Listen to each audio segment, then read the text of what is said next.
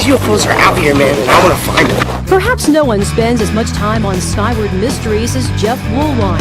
But when these lights come on, it's like somebody with a switch on a wall. Boop. Here we are.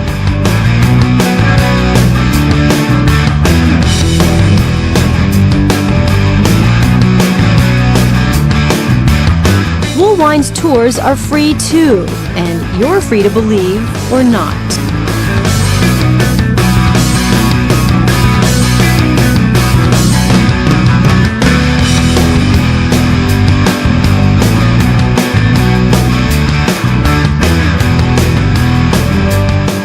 Jeff Woolwine, the first person to do this. I think he's as honest as the day is long. He describes his guests as top-notch, credible, and says Woolwine is one of the good guys.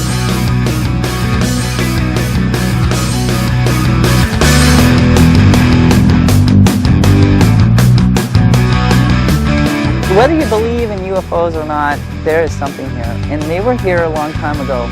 And their sightings is recorded on the mountain.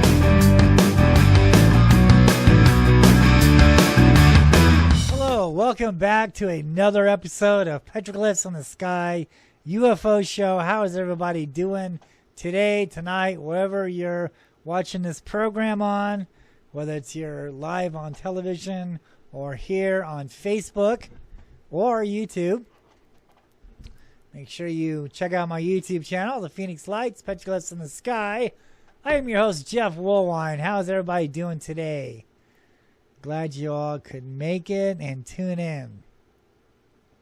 So, tonight's episode is going to talk about why did the Hohokam people, the first Native Americans in Phoenix, Arizona, carve balloons on the rocks over 1,000 years ago? Or was it really balloons? We're going to get into that tonight. And we're going to talk about a sighting, a UFO sighting that happened in Chandler, Arizona, that will go along with the petroglyphs on tonight's show. Glad you guys could make it. Hello, I'm Jeff Woolwine. I'm a native here in Phoenix, Arizona. Born and raised, been seeing these UFOs in Phoenix, Arizona ever since I was a kid.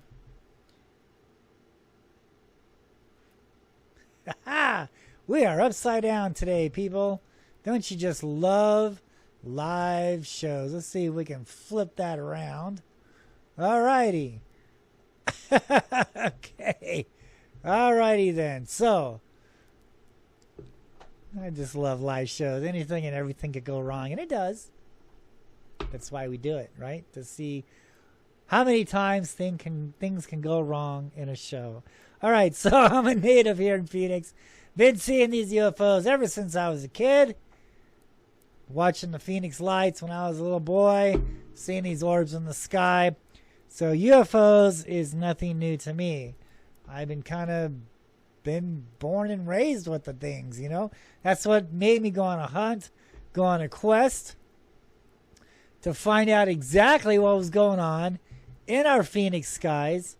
Not going by hearsay, as many others would like to believe without no proof. I had to find some evidence. I had to find some hardcore facts on what was going on in our skies, not only in Phoenix, but your skies also. We're on a quest, on a journey in 2004, filming these lights on the east side of Phoenix in a town called Mesa. Those of you who understand where Mesa is, this is right outside of Phoenix. It's right next door to Phoenix. These lights showed me where to go. They were moving towards a mountain called South Mountain. And we all know about the 1997 Phoenix Lights that occurred on the west side of South Mountain. In my whole 20 years plus research on investigating the 1997 Phoenix Lights incident, in no way, shape, or form can I find any evidence of anything going over the Valley of the Sun I was out that night. Like I said, I was born and raised there. I didn't see anything go over Phoenix. The people who did capture what was really going on that night filmed lights on the far west of Phoenix, Arizona, on the west side of South Mountain. Now in 2004, I got information that lights were back. So I went to Mesa. I looked southwest in the Valley of the Sun, waiting for these lights. Lo and behold, two appeared in front of me, about a few miles away. Big orange amber lights moving west towards South Mountain.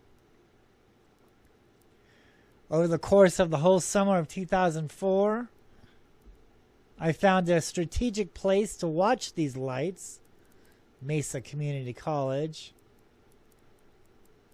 Climbed upon them bleachers, saw the whole city of Phoenix, and was able to watch these lights over a power plant on Ray Road. Those of you who know Phoenix, Arizona, there's a power plant, electrical power plant on Ray Road that's bored down into the fault line of South Mountain. These lights hovered over that power plant almost every night in the summer of 2004. Called up the news media here in Phoenix. Asked them if anybody else has seen these lights. Because I have many, many, many formations of lights. Many, many sightings. I probably have the most sightings of the Phoenix lights ever in history. Did the news reports, did about 5 or 6 news reports. End result was I'm seeing military flares 150 miles away in a town called Tucson, Arizona at Davis-Monthan Air Force Base. Now, any fool will understand that these videos and looking at my videos, and those of you who have personally seen these lights before, know that these things are huge. They're big orange amber lights in the sky. They're in the city. They're next to South Mountain. They're not 150 miles away. They're right here in the Valley of the Sun. Been studying archaeology for well over 40 years now. Give or take a century, I don't know. 35 years, let's say. Was studying archaeology way before I was a ufologist.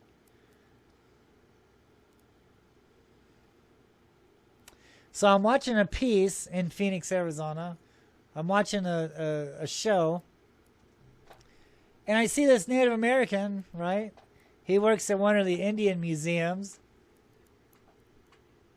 down here in Phoenix.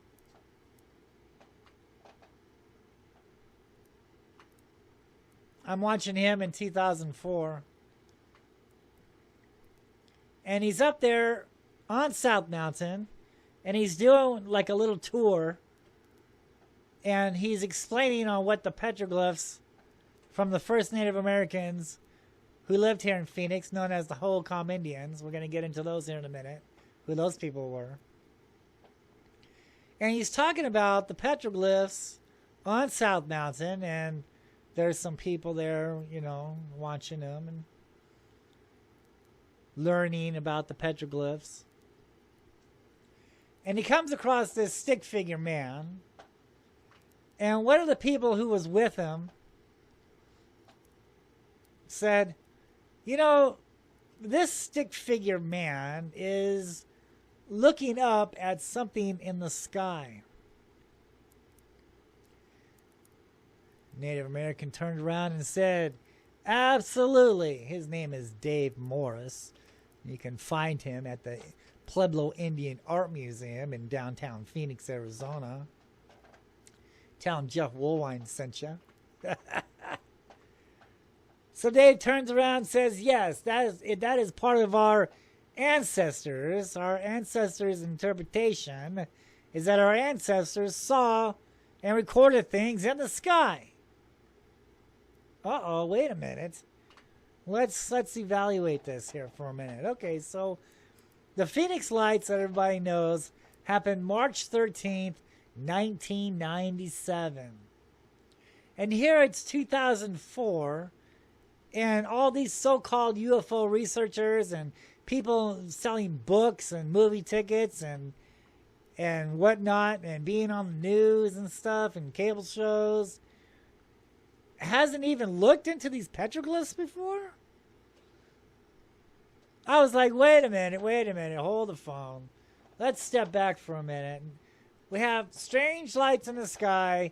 Now we have strange markings on the rocks out here. There has to be a connection. Right? So I'm watching that in 2004, right? So I'm keeping that in the back of my head. I wrote down Dave Morris's name, and I traced him down on where I could find him at, and I kept that in the back of my head, kept that for future reference. So I'm filming these lights in 2004 over a power plant next to South Mountain on the east side, doing news reports. They're saying we're seeing flares. That was the cover-up back then. We'll get into the new cover-up here as the show progresses. So I'm like, wait a minute, and, I've been studying archaeology. I'm studying ufology now, and all these texts, all these old scrolls and texts, is telling me that mountains seem to be the source, and these things were showing me where to go. I followed the Phoenix Lights to South Mountain. So let's take it a step further. In 2005, I moved to South Mountain. I sat there on the east side of South Mountain, about, give or take, a mile and a half away. Perfect view of the mountain. Got me a nice strategic apartment overlooking South Mountain. Perfect. I mean, I couldn't get more better than that, right? Had my camera out that window for 3 years. Didn't take long. These things coming down out of the sky, coming down on South Mountain, just as I guessed, had a feeling, because I was seeing them by South Mountain. So let's get some day shots. Let's go to the mountain, see what's there. And while I'm filming these things coming and going from the mountain, I'm actually now close to the mountain, and I can hike it. I can go exploring. I can set my archaeology skills to work. So I'm out there on the mountain. I'm seeing all these petroglyphs. I'm seeing spirals. I'm seeing carvings of giants. I'm seeing, I'm finding sacrificing altar tables. I'm finding tombs. I mean, it just gets deeper and deeper and deeper. All the evidence that I'm discovering out there that no one has talked about. No one is talking about, right? What's the deal here? I mean, that's a tomb. There's a tomb right there, man. Come on. There's something buried in that pyramid hill, right? I found the evidence, right? So then so I'm filming these things, and I'm coming down on the mountain, and I go out there because everybody is saying, oh, a spaceship went over Phoenix, 1997. A craft. In all the years, 20 plus years of investigating the Phoenix Lights, I don't see any evidence of this. I see a lot of people trying to get on the news, talking about this, selling books about nothing, selling movie tickets at Harkins Theater about nothing, with no evidence to suggest anything that validates their claims. I see hearsay. I'm sorry, hearsay can take a holiday. Hearsay is not credible.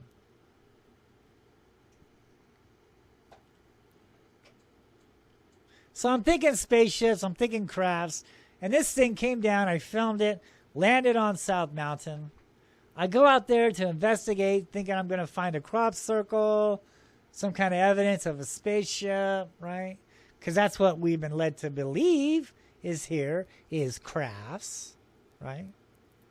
Spaceships, little gray men, right? That's what we were taught all these years. That's what Hollywood movies teach us.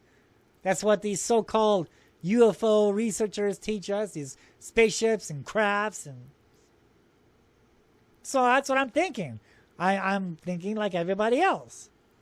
I go out there looking for some kind of evidence. What do I find? I find a great huge boulder and a carving of the exact same thing that I filmed the day before. A guy looking up at this orb, and I see spirals. Then I start to remember, I start to think about Dave, what I saw him on television. Called him up, got a hold of him, said, Dave, dude, saw you on the news, saw you on a TV show, talking about the glyphs on South Mountain. I'm doing a little documentary. I'd like for you to teach me the ways of South Mountain, teach me the ways of the petroglyphs, teach me the ways of the Native Americans. That's what I do. I was adopted, so I don't know my real parents. I'm an orphan, and I was adopted into the Woolwine family. And my adoptive mother always loved the Native American culture. I was brought up in this. We always loved the Native American culture. She always took me to all the Native American art shows and museums, and oh my gosh, she had some Native American friends. They used to come and visit me all the time and draw real cool kachinas for me, you know. So I was brought up, with the Native Americans, you know. I always had them around me. They were great. And so, I called up Dave, and I'm like, dude, I saw you. Let's talk about the petroglyphs. And so we go up there, and he's telling me about how the lizard men were here, how the Hohokam people didn't know how to live here. The Hohokam were the first Native Americans who settled here in Phoenix, Arizona, over 1,000 years ago. He's talking about these lizard people, how the lizard people came up out of the sand world. Because the Hohokam people didn't know how to survive, didn't know how to live. So the lizard people came up from the sand world, down from the heavens. They taught these people how to survive. They taught them the secret incantations, the secret ways in which mankind were not meant to know about. Talked about the giants, how the giants were here in Phoenix, Arizona. Talked about the spirals, how these spirals are portholes or doorways for the spirits. Now, is he saying crafts? Is he saying spaceships? Absolutely not. He is saying spirits. He's saying when the spirals are going clockwise, it's a doorway in. A spiral going counterclockwise is a doorway out. When a spiral ends down, it's probably that crack in the stone. That is the emergence point. That is the doorway to the underworld. Now, when he's teaching me all this stuff, I'm thinking, spaceships, man, nuts and bolts technology, yo, what's up with this, right? Because I'm thinking about, aliens coming down, with crafts and Native Americans having alien babies in their closets, stuff that you hear, And he's telling me something completely different. He's teaching me something completely different.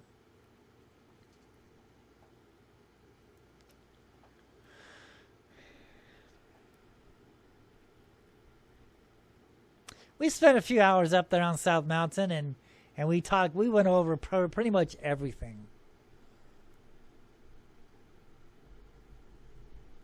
I was really intrigued on how he was talking about the giants, because earlier on I was finding evidence, a big stone block, huge block boulder has been stacked on top of each other to make a wall, and some of these tombs that I discovered out there in Phoenix, with these huge boulders, in place of the doorways to keep people out. And I'm like, wow, the giants, dude. And I'm finding petroglyphs of giants, and so that really intrigued me, and especially when he went into the Superstition Mountains, right?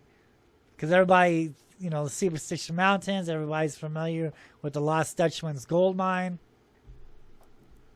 Well, to Native Americans, that mountain is way more sacred than some Dutchman losing his gold up there on the mountain. This goes back into biblical days, goes back into the days of the flood.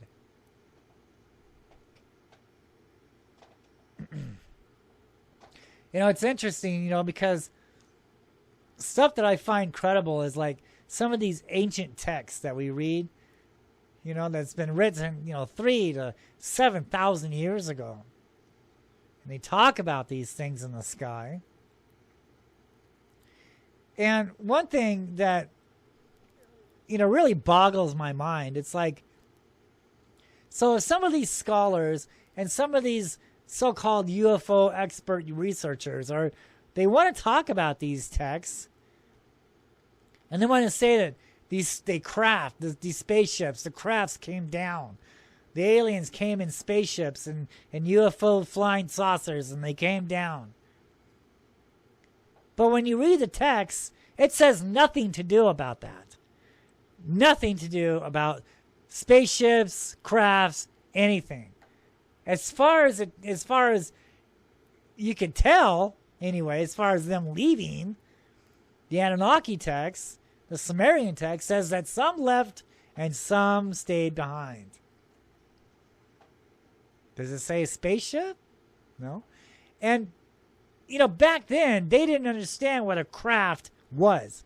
So if they're going to try to explain on something leaving up into the heavens, I would think that they would say, because they had boats back then, right? I would think that they said that they would write everyone piled up into a flying boat, and they sailed up into the heavens. Do you see any text, anything that says anything about a flying craft, a flying boat, anything like that? No, you see fiery chariots, right? Elijah's fiery chariot, Ezekiel's flying wheel, but look at it. Let's examine that stuff. Has eyes that seem to go around, a wheel within a wheel. Is that, really talking about a spaceship? Or is it talking about something else? Is it talking about maybe a creature? It tells you 4 living creatures, man. We're flying. Some of these biblical texts, it even tells you that some of these creatures or aliens or whatever had wings. Look at the Anunnaki statues. Look at the wings on them. Did they really have wings? Or was it an art interpretation explaining that this person could fly? Was it really wings that they had? Or was it the artist trying to tell you that this person could fly? So you don't see him up in the sky. You see him physically in front of you. And he can fly. So the artist is putting in wings, making it seem like he can fly because he's got wings, right? That's a different story. So when we read some of these credible ancient texts, and then we go out there on the rock art, especially when it comes to the giants. My God, dude. I mean, look at the Nephilim story. Look at Genesis 6. I'm not throwing religion at you, man. I'm looking at these texts for possible explanations, for possible answers to what's here in our world. And the evidence has been here the whole time. Now, when we look at it, and when we look at some of these texts, not in a religious way, but in a way that makes it Earth's history. If we examine these texts and look at it at Earth's history, it all makes sense. Okay? It tells you what these beings are. It tells you everything you want to know about the Earth. And yet these scholars and UFO so-called expert researchers, they are dismissing this, or they are putting their own interpretations in there and putting crafts in there, not living creatures, living entities that can fly and shapeshift and morph, like the Indians are telling us, right? They're changing shape. They're morphing. We're going to get into that on today's show. So they totally dismiss all this stuff that's been written here, all this evidence for the last 6,000, 7,000 years or so, give or take. Because that's religion, right? They don't want to look at that. Don't throw religion. But when we examine it, when we look at the text, and then we go out there and examine the rock art, especially when it comes to the giants, how the Nephilim came down, and from there they took the brides of the women and bore giants, and then the flood to wipe out the giants. And it's all prehistoric photographed on the rocks, because that's what these carvings are. They're prehistoric photographs of something that took place. They didn't have cameras back then. They had these boulders and these mountains there in areas on where the events took place at. So when you see the rock art, when you see the petroglyphs out there in certain spots around the grounds, around the landscape, around the mountains, that's a living testament. Not living, but it's a prehistoric photograph testament of what happened in that area. That petroglyph panel is what happened in the area. And you have to look at the whole landscape, not just the art. Step back. Step back from that art. Absorb the landscape. See what the artist is talking about. Because he's putting the landscape in with the photograph. He wants you to remember what happened here. So Dave talks about the giants, man. He's talking about this Superstition Mountain out there. And he's like, the flood was coming. The hope is say we're in the fourth world. This is one of the worlds. This is one of the times when man started over again with water. And the flood was coming to wipe out these giants. And the lead giant told him to run up on this rock. Run up on this boulder. I want all my people to run up on the boulder. And he used his powers to raise that boulder up. The water kept coming. Used his powers to raise that boulder up. Water kept coming. He used his powers so much, by now the boulder has turned into a high mountain. But the water kept coming. And there's evidence today in the Valley of the Sun in Phoenix, Arizona, that there was water as high as some of these mountains. There's weathering way high up on the tops of the peaks of these mountains. I know. I was there. I climbed it. I saw. There's weathering high up in the valley on these mountains in Phoenix, Arizona. Yes, Phoenix, Arizona was underwater. It was a huge lake. Water kept coming. So in his last bit of strength, because he didn't want his people to die, to drown, he turned them all to stone. And when he did that, that is when the flood waters stop. And now today you can look upon the Superstition Mountains. You can see the water line on where the flood had stopped. If you look up higher, you can still see today those giants all turned to stone. Yeah. All those giants have been turned to stone and are still there on top of the Superstition Mountains. And the lead giant, he's on the bottom, on the east side. Significant east side, people. East side. East side in a praying position. There's other giants around him also that have been turned to stone. There's a giant on Camelback Mountain in Phoenix, Arizona, who was turned to stone. You can see him up there on the mountain, up on the ridge. Some people call it Mummy Mountain. But you can still see him. He's up there. He's turned to stone.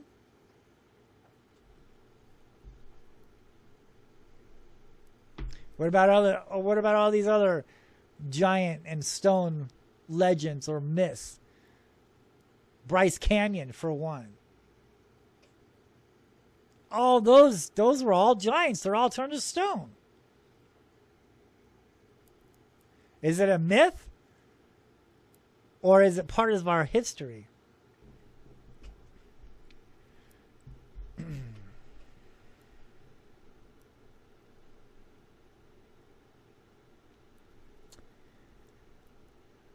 So doing investigations in Phoenix, because a year has gone by now, right?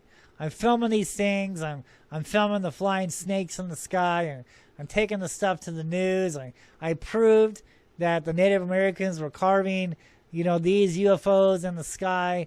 I was the first one to do that, to actually, match these flying serpents, these phoenix lights, these flying diamonds and orbs to the petroglyph carvings on the mountains of Phoenix, Arizona. I was the first one to ever do that. And, I wrote an article for UFO Magazine. I went on to do the pilot for the UFO Hunter Show. From there, I did the History Channel in 2007. I did True TV. I've been with Jaime Maussan a few times. So, I'm getting this information out. And I'm trying to explain to the UFO community, look, I went down this road thinking spaceships. But over this past year, I have gathered up enough evidence, enough credible data to suggest that this is not spaceships that we're dealing with here. These are living entities. This is not nuts and bolts technology, people. These are living creatures. The Phoenix Lights is a living being. You see 5 lights out there, you're looking at 5 living creatures. Not mechanical UFOs, not a V-shaped craft. Each light is the being itself. Each light is the creature. One of my examples, look at the lightning bug. Look at the firefly. You know how he lights up? That's how he was created. This is how these beings were created. They are living entities. Living, I'm not going to say organisms, but they're another life form. They're another animal, if you will. Another presence.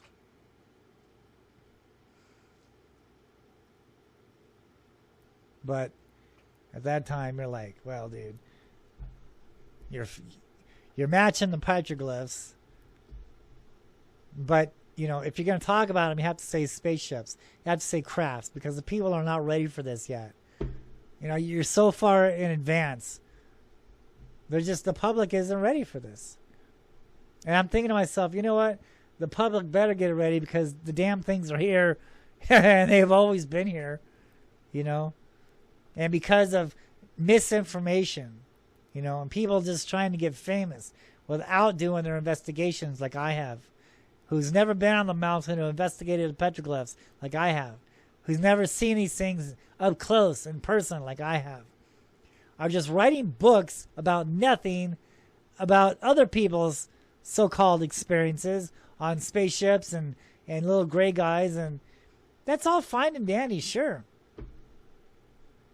I don't see any evidence of that. I don't see any credible evidence. Are crafts real? Could be. I'm not getting me wrong on that. Don't get me wrong. Crafts could be real. Spaceships and little gray guys could be real. I'm not saying that they're not real. I have seen some things in the sky that could resemble a craft. So don't get me wrong. But what I'm saying is the majority of what the public is seeing in the skies today is not a spaceship, but living creatures. You see these orbs out there.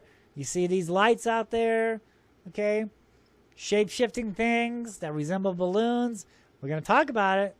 We're going to show you a video. Today's show. They're living creatures. They're living beings. They're not aliens in technology. But I'm open to that. I'm ready to see some proof. I'm ready to see some evidence. Not hoaxes of people making these, clay flying saucers and claiming that it's 5,000 years old and they found it in Mexico. Bullshit, man. Or computer-generated spaceships. Or computer-generated aliens in closets. Right? I'm talking about hardcore facts that we can prove. And I'm sorry, but the petroglyphs is a living testimony of what we are seeing in the skies today. Not only that, but the texts, these old scrolls, these old texts, match the rock art. There's one link. And then the other link, the cherry on top, is what we are seeing in the skies today. That match the petroglyphs, that match the stories that we read in these old texts.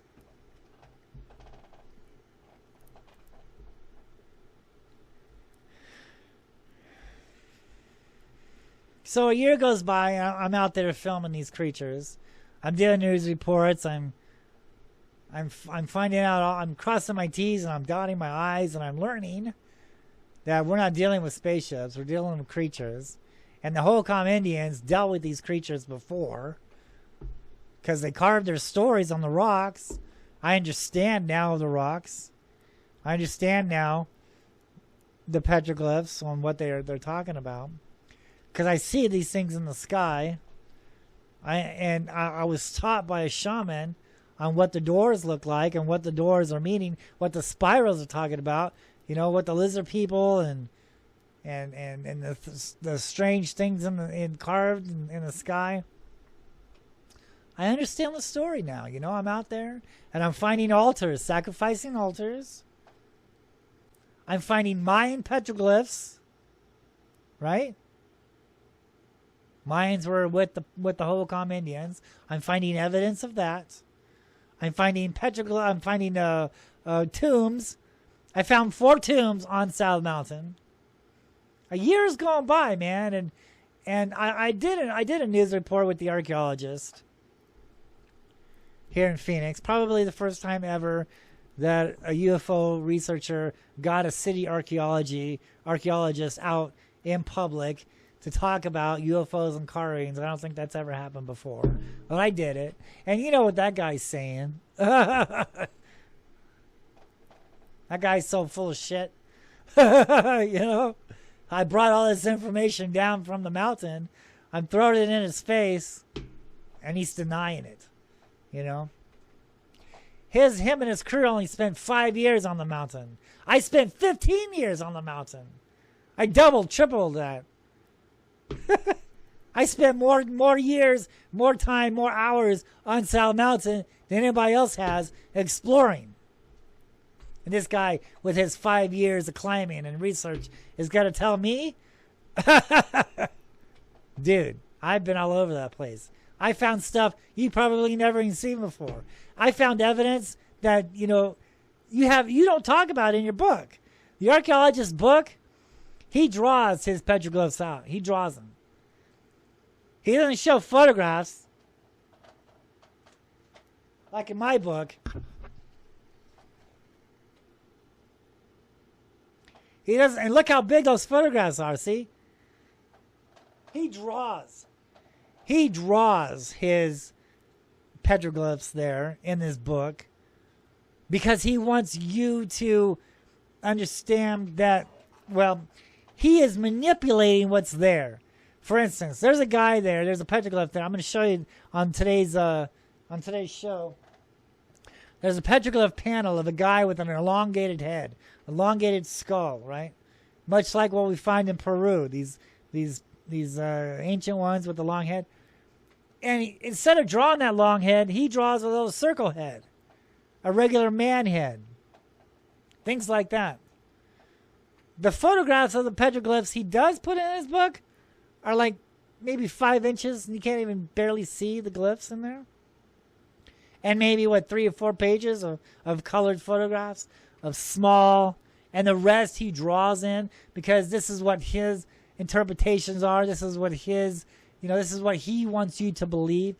He is adding to the cover-up story that's here. I'm finding all this stuff. I'm talking to the archaeologist. He's not, it's just getting nowhere. A year, man, goes on. So now I decide to go to the Phoenix Library. I go to the Phoenix Library I go up on the 4th floor in a type of, it's called an Arizona room, but it's like a government room for like Arizona. So I asked the secretary, give me everything you have on South Mountain. And oh my God, dude, she comes back with a folder like this. And I open it up, and all the stuff that I discovered a year prior to this is verified in this folder by the first park ranger, Charles Holbert, from the 1930s. He's talking about giants. He's talking about gold. He's talking about sacrificing. He's talking about where these Holcomb people really disappeared to. And who did he learn them all from? The Native Americans who trusted Charles and told Charles what South Mountain really was, how holy and sacred it was. Told Charles the true name of South Mountain is Mount Sepoa, Mountain of Mercy. Because there was sacrifice going on there to the Phoenix Lights, to these creatures in the sky. Talks about the spirits of the earth and sky. Oh my God, dude, he went into everything. He's got all these journals, all this stuff, all these writings. And as I said before in past shows, you know, Charles Holbrook just wasn't some everyday Joe. I mean, he was like majorly important in at least 5 states on the West Coast. In California, Arizona, New Mexico, Utah. I found so much information on this guy in other libraries across the West Coast of the United States. You know, so, and he's talking about how there's gold on South Mountain. And he's talking about how he was chasing people away from these tombs that were located with gold left by the Holcombs and Mayans. Like I said before, I'm finding Mayan petroglyphs out there. I'm finding Mayan evidence. And yet, here the first park ranger of the 1930s is verifying everything I discovered out there. Oh my God, that's the cherry on top. That's just more credible evidence. I am not saying anything that hasn't been said before. I am bringing this information back to the public. This is my discovery. This is my research. This is petroglyphs in the sky. This is what the Phoenix Lights really is. It is a part of Phoenix, Arizona. These lights just didn't happen, you know, one time, March 13th, 1997. This shit's been going on for well over 2,000 years. And there's a pattern to it. There's a pattern. Over the 3.5 years I stayed on South Mountain, I learned that certain parts of the months or certain parts of the seasons, there were a lot here. And in other seasons, they were gone. The Hohokam people tracked the sun. They were sky watchers. They tracked the sun. They didn't worship the sun. They felt he was a tyrant god, but they watched him. They tracked him in the sky. And they erected these petroglyphs and these carvings and these boulders towards the east on the morning sunrise of the equinox and the solstice in such a way that it cast shadows on the rocks, on the boulders, through the spirals, makes Indian profile faces. And the archaeologist wants us to believe, okay, yeah, they did all that stuff, so now they know that it's time to plant corn. Really? They're gonna make all that trouble just to know when to plant corn? They're gonna move these boulders. They're gonna carve. They're gonna erect these huge shadows and stuff, and so they know when to plant corn. Really? And people are buying this? Come on, man! All over the world, Stonehenge, other geoglyphs and other carvings and other stone structures around the world is oriented towards the morning sunrise for the equinox and the solstice, the autumn equinox, things like this. Why? It's not to plant corn, but it's to inform them they're tracking these UFOs. They're tracking these spirits in the sky. Because they are bouncing, they're following the sun. They are bouncing from one energy spot to the next energy spot to the next energy spot through the cycles of the changing of the seasons of the year. That first year, I noticed they were here, here, here. Those months after the equinox, they were gone. Here comes the solstice. Now they're back, right? It was a pattern. The second year, it repeated itself. The third year, it repeated itself. And that was the secret on how to see these creatures in the sky. I got people coming up to me, dude, I was up on South Mountain and I didn't see shit. Well, what month did you go? What season were you there? What direction were you looking? What part of the mountain were you at? You know, there's just so much. It's not just go up there and see it. You have to know where to look, when to look, how to look. And see, I didn't know all that. I learned from personal experience on how to track these beads in the sky, what they were actually doing.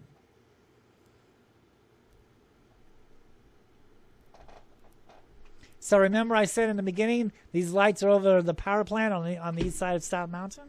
The power plant's bored down into South Mountain. That is the source. That is the whole idea. That's the whole key on why these creatures are here at South Mountain is because of that fault line. South Mountain was created by a fault line. So when the sun aligns with these natural energy sources around the earth, such as volcanoes, if you will, or ley lines, or fault lines, if you will. The sun gets in the right position, it opens up these portholes. It opens up these doorways. So the Native Americans say that these beings are going down into the underworld. Well, on a scientific level, on a scientific understanding, they're going down into that fault line. They're absorbing the energy. It could explain on why they're all lit up. They're absorbing that energy. They're sucking up that energy. They're glowing. It's not headlights in front of their crafts because they need to see if they're going to hit a meteorite or something. I mean, these lights, they're absorbing the energy. Makes sense. If you had a belly full of energy, you're going to glow too, like that, man. You're going to have a belly full of fusion. And that was the seed. That was the clue there. That was the explanation on why that mountain was so holy. It's because for thousands of years, these creatures has always visited the valley, has always been here on South Mountain.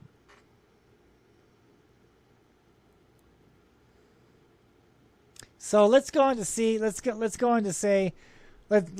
about what Charles Holbrook says what happened to these Hohokam Indians. Now, the archaeologist wants us to believe that the Hohokam Indians was such a peace-loving, race of people who never went to war with anybody, and then simply they got too hot, so they migrated somewhere else. That's what the explanation is here on where the Hohokam people went and what the archaeologists say. Now, let's look at the facts. Let's look at the evidence. Let's look at what we can prove, because that's hearsay. Can't prove that, because if you could, you'd find out where they went. But the archaeologist is failing to tell you that when the Hohokam left, they didn't take anything with them. They left everything, and they just simply vanished. I mean, when you and I move, we take our luggage with us. At least a set of clothes, right? Some weapons for hunting and gathering. Nope. They left that shit there and simply took off. Oh, that's okay, though. The archaeologist, oh, sure. Yeah, that's all right. Bye-bye. See you next time. That's what he wants you to believe. But the evidence suggests a completely different story. Here's what the petroglyphs talk about. Here's what the oral tradition says from the Native Americans whose ancestors from generation upon generation upon generation upon generation has been telling these stories to their kids, to their kids, to their kids, all the way up to what now today. Now, this information is here with us. And here's what it says. When the Hohokam people first got here, now let's examine what the Hohokam name means. Hohokam is a Pima name for the people who are missing. Pimas are a type of Indian tribe here in the desert in Southwest, the Pimas. They consider themselves ancestors to the Hohokam people. And also the Tohono O'odham tribe here in the Southwest. They consider themselves ancestors also to the Hohokam. Hohokam means the people who are missing, the people who got taken away. Not the people who walked away. Not the people who just migrated. The people who are missing, the people who got taken away. The Hohokams first arrived here along with the Mayans. Mayans were here. And this only makes sense because, you know, way back there in the day when you do your homework, when you do your history, you'll know that Arizona, parts of Arizona was Mexico also. Mexico extended all the way into parts of California and most of Arizona. So yeah, we were part of Mexico at one certain time. So of course the Mayans were going to be here. Some would even say that the Hohokam people were the Mayans. I would agree with that. I'd go along with that. Sure, why not? I'm open. Sure. And so when they first got here, they didn't know how to live. And it wasn't a tropical-like landscape. Or, I'm sorry. It wasn't a desert. It was a tropical-like landscape. We can see the evidence from all the waterfalls, you know, the dried-up waterfalls on the mountains. We can see the evidence of the streams. You know, there was plenty of water here in this valley. It wasn't a desert. And so these people arrived here. They were probably following the lights. I mean, why would they come here in the first place? And I really think that they came from Mexico. They came from that part of the world, part of the Aztecs or the Mayans. They came from that area because they were following these Phoenix lights to this area. There's no evidence of this, but it's just my guess on why they would even show up here in the first place. You know, unless they're out hunting and gathering and then all of a sudden they see their gods in the sky. That's possible, sure. But I'm starting to, you know, go on more inclined that they follow the lights like I did. They followed the lights to the mountain. And they settled here because that's where they saw their spirits. That's where they saw their gods. There was gold here brought by the Mayans. There were sacrificing tables here. Sacrificing was going on during the changing of the seasons.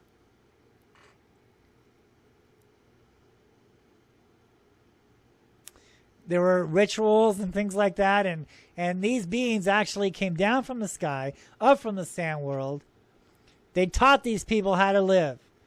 They taught these people the secret incantations, the secret ways in which man was not meant to understand.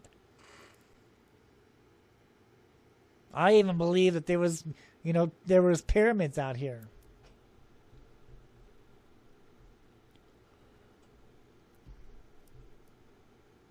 You know, the archaeologist doesn't want to admit that the Spanish was even here, the Spanish conquistadors.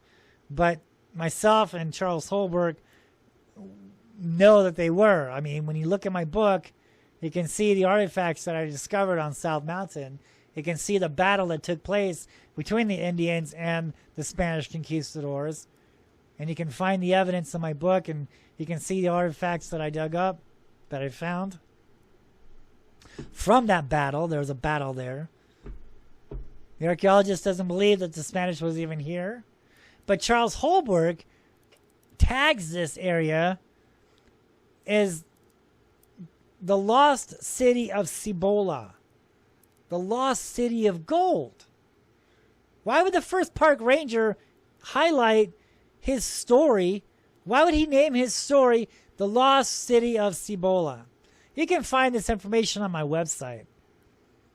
Those of you who are following my YouTube channel, on my videos, there's a link under my videos in which you can check out my website. And right there, Charles Holbrook, and you can see his paperwork, his writings. It was a little folder. It was like a little brochure he used to hand out. This is what he taught people. Taught people the Mayans were here. Taught people that there was tombs out here. Matter of fact, there's in his son's book, I read his son's writings. His son describes on how his father was chasing people away from the gold tombs on South Mountain. So why would he say, the lost city of Cibolo, the lost city of gold? If he really didn't believe that there was gold here. If he didn't think that these tombs was anything to bother with, then he'd let these people dig them up. No, he chased people off South Mountain away from these gold tombs. Because he knew what was there. How did they get there? Okay, let's get into this. So, it was 1,000 years, all right? And they carved their testimonies down on these rocks and the boulders on this sacred mountain, formerly known as Mount Sapoa, now named South Mountain, Phoenix, Arizona.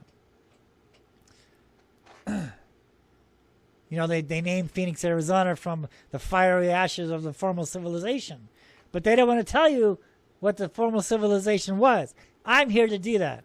I'm here to tell you what this former civilization was here in Phoenix, Arizona, that the archaeologist knows about, but is not telling you. But the evidence is suggesting this. My discoveries, all my years of research, this is the lost city of Phoenix, Arizona. This is the lost history of Phoenix, Arizona, that I'm telling you. You're not going to hear it anywhere else. I'm bringing it, but there's evidence. You're going to look it up in the library. Go to Phoenix Library, Burton Bar. I dare you. I'm challenging you to come here to Phoenix, Arizona. Go to the Burton Bar Library in Phoenix. Go up to the Arizona Room. Ask for the folder on South Mountain. There you'll see Charles Holbrook talking about the exact same thing that I'm telling you now. Look at my photos. Look at my videos that I have brought down from the mountain. Examine the evidence. Here's what it says. This went on for 1,000 years.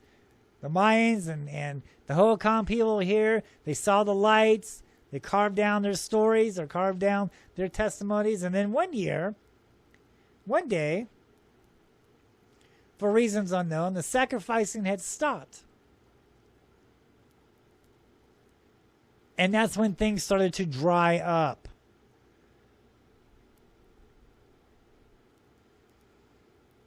And by then, and the spirits were gone. The Phoenix Lights, they weren't around no more. Only on certain times, every once in a while.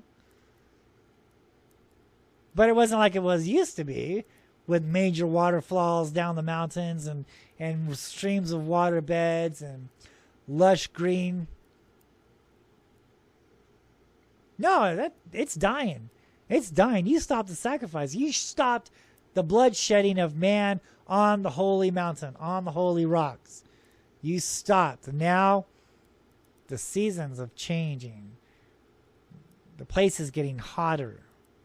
The area has become dry and dead because you stopped the sacrifice. You stopped the blood of man on the holy mountain. This is your punishment. Now you must live in this dry, desolate wasteland. So all the tribal men were afraid now because everything was dying off, and they were yelling at their leaders and saying, "Why did you stop the sacrifice? Look what's going on in our land now. It's drying up. It's a desert. We haven't seen any inch of rain. There's no water. We haven't seen the sky spirits in months. Why did you stop the blood from pouring down the rocks on this sacred mountain as the spirits, as these Phoenix Lights suggested that we do?" Well, then, all of a sudden, the Native Americans, what they say is what Holbrook says that the devil came down out of the heavens, down out of the sky, came from the east, and took these people away. Remember this. Remember all this. We're going to get to the reasons of all this here. We're going to show you the petroglyphs. So remember this story. Remember how they came down and took these people away. They carried them off. They took them off. The phoenix lights, the flying serpents, the orbs, the flying diamonds came down from the east and took these people away. How did they take them away? I'm going to show you photographs. I'm going to show you photographs, prehistoric photographs on how these people were taken away, carried up into the sky, and never seen again from this Valley of the Sun. We're going to show you photographs. I'm going to show you how it happened. I'm going to show you the history. So the leaders were all afraid. They saw what was going on. Some people ran in caves to hide. They were afraid. They didn't want to get taken away by these spirits. They didn't want to get taken away by the Phoenix Lights. They didn't want to get taken away by Quetzalcoatl. They were afraid.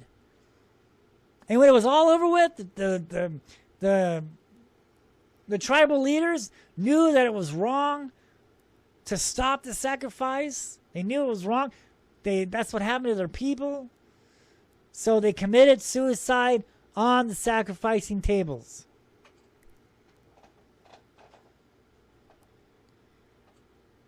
And then the survivors of this, they were afraid, and they knew if they were going to continue to live in this dry, desolate wasteland now, that eventually they would have to go back to war with these spirits, aka the Phoenix Lights, back to war with these spirits of the earth and sky. They knew that it was they knew it was going to happen. If they're going to live here, this is because they've already lived here. They lived here 1,000 years. They saw the creatures. They knew what was going on here, the shape-shifting entities. And now they got taken away by these creatures, by these lights. And so they're not going to live here no more. They cursed this land. They cursed the Valley of the Sun. They cursed Phoenix, and they vowed never to return here again. So they buried the gold. And Charles Holbrook writes in his journals, that you can see on my website, that he was told from the Native Americans at that time that the gold was as high as the tallest saguaro cactus and as round and big as the sun. That's a lot of gold, man. That's a fortune in gold that's buried on South Mountain. Today, right now, it's still there. There's a ton of fortune of Mayan gold and Hohokam gold buried on South Mountain right now. That is what the archaeologist is not telling you. That is what the archaeologist is keeping away from you. This is the conspiracy of Phoenix, Arizona. They are not telling you. They want you to stay on the trails. They do not want you to go off the trails. Oh. And what do they do to make sure that people stay off the trails and don't find out about this information? They made it a government park. Why would you make this mountain a government park? That's so ironic. That's so stupid. Why did you do that? All these other mountains are fine. Why are you picking on South Mountain? Why did you make that South Mountain a government park? The answer is because when you go on there and you find the tomb, you find the gold, you will go to prison probably for the rest of your life. They don't want you digging up anything. They don't want you taking off anything. They don't want you finding anything. That's all their land because they know that there's gold there. They know that what is going on there. They know in the stories and all these urban legends, if you want to say, that the Phoenix Lights is protecting the gold on South Mountain. They know this. That's why they don't want you to go over there and dig it up. I say we dig up at least one tomb on South Mountain. You can look at my book. Look at my website. You can see the tomb on my website, one of them. Look at the photographs, man. It's something there. There is something there. I've had so many people. I take people there. I've had so many people telling me, look, yeah, there's something buried there. and it's buried. It's oriented towards a pyramid mountain hill. It's in a pyramid, man. And they don't want you to know that. This is the reason why the archaeologist is not saying anything and making and covering up this big conspiracy, because they're not telling you exactly what happened to these people. And so they all took off. They buried the gold. They vowed never to come back into this van or into this valley. They cursed this valley of the sun, saying, whoever lives here again is going to have to go back to war with these spirits of the earth and the sky. And they took off. They went back to Mexico. They stopped off at Casa Grande, and they showed people how to live there. They showed them how to make adobe structures and how to make canals from their ancestors, from their teachings. Then they ended up taking off, went back to Mexico. And so for 400 years, nobody lived in this desert. There was Indians on the outskirts of the valley. They saw the lights. They saw the flying serpents. They saw the orbs. They saw this crazy shit going on. And they were afraid. And rightly they should be. Because they knew what happened to their ancestors. They knew what happened to their people. They knew the curse that dwells within the Valley of the Sun, now known as Phoenix, Arizona. There's a curse here on this land. There's a curse. And the Phoenix Lights is a part of that curse. It's the reason why these Hohokam people disappeared. They saw the lights. They took it a step further. They dealt with the lights. They interacted with the lights. And in the long run, they came up missing. Now we're seeing the lights. So what does that say about our future?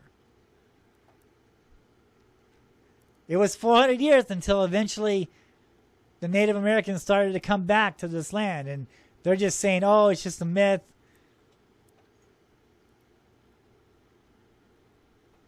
That's not real. That's not what happened. You know, it took 400 years, you know, for people to start to come back here until the Indians started to come back and live.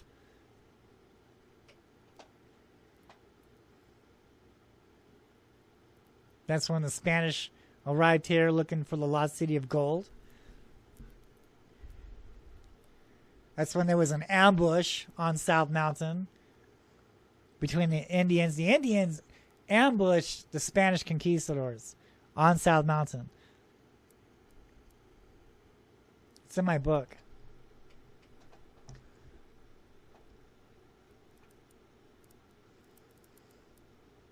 And so then in the 1800s or whatever, I can't remember now, Jack Swelling and his men came up over the west part of the valley, over the White Tank Mountains, looked upon the land, saw the Hohokam structures, saw the canals, and thought, what a great place to farm. Because all the Indians' tools were still there. All the artifacts, some of the structures were there. Clearly, I mean, even in today's society, we still use some of the Hohokam canal systems. The Hohokams were masters of the canals in their day, and to this day, we still use some of their canals. It's more sophisticated now with concrete and things like that. But basically, all these canals that you see in Phoenix was done by the Hohokam Indians. That's where all these canals came from. Jack Swelling started bringing people back. First started in Mesa. From there, I think they call it, what, Mesa City? Or Mesa Valley. That's what they called it, Mesa Valley. And then from there, because more and more people were showing up. Oh, and let's talk about Jack Swelling real quick. So he wasn't a very nice guy. He has killed people for he was a murderer, right? He was in the Indian War and things like that, and he had some Indian friends that were with him, but he was not a nice guy. Okay, and after he settled here in Mesa Valley, now known Phoenix, Arizona, but back then he called it Mesa Valley. He got locked up on an unrelated charge that he didn't even do. And he died in the jail in Mesa Valley. Isn't that ironic? The curse. It was the curse. He didn't do that, but he died there. He did other stuff that he didn't get convicted for. But the one murder that they pinned on him, he actually didn't do it. And because he came back to this valley, he got locked up. This part of the curse. He got locked up and he died in the jail. And from there, the city started to grow more. And they understood that there was a former civilization here. So they ended up eventually calling it Phoenix, the fiery bird that rose up from the ashes of the former civilization. But they don't tell you, they didn't realize that the story of these people was left on the mountains around the valley. These mountains are sacred scrolls. They're sacred photographs of what happened in this Valley of the Sun. And it talks about some bizarre and strange and incredible stories. And when we look at it at face value, you're going to go, man, that's heavy. And it is. It is incredible. It is incredible what these Holocom people went through. It was just amazing. And to interact with these creatures from the sky, with the Phoenix lights, and how they morphed and shapeshifted in front of them, and how they played games with them up into the sky. And how these beings came down and picked people up. How they came down and absorbed people. Not put them in a spaceship. It came down and picked people up. They absorbed them and brought them up into the sky.